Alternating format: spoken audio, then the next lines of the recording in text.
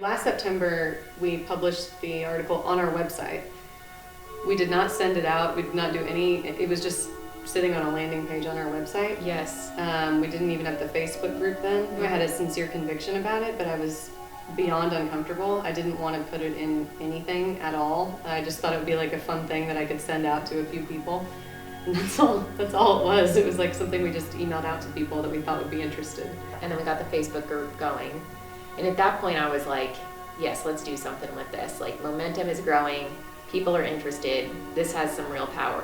Then, you came back and said, hey, I've got this idea for how we can actually bring people together, because we knew we wanted to have some kind of an event, but we were like, how are we going to actually bring these people together, and what's going to be the point of all this? But really, it's what do we do next? How do we solve these problems that we know exist? And that took some thinking. What do we want to do with this? Like, what's the next step? And people asked us about that from like day one of launching the Facebook group. Yeah, as soon as we got anybody in the group that wasn't me or Jaden. They were like, okay, so what's the answer? And I think what I'm most excited about what the next steps are is that we don't know what the answer is, and we're going to let people choose to decide, how they want to attack the multitude of problems or issues that we know exist. I'm excited to see where it goes.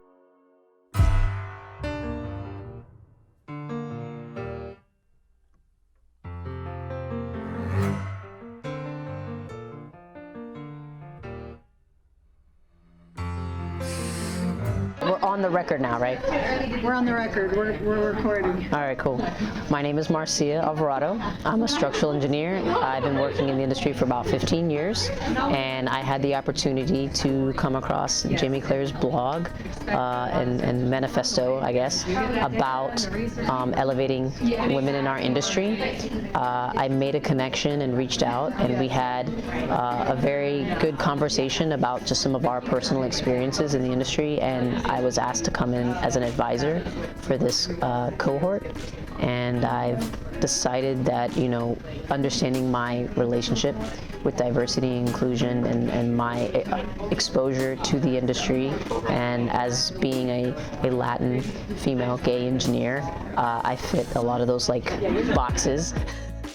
I've worked for various companies, organizations, firms, what have you, and I've seen women in leadership positions that just were not listened to, and I believe that their impact could have been significant on the company had somebody just heard their voice.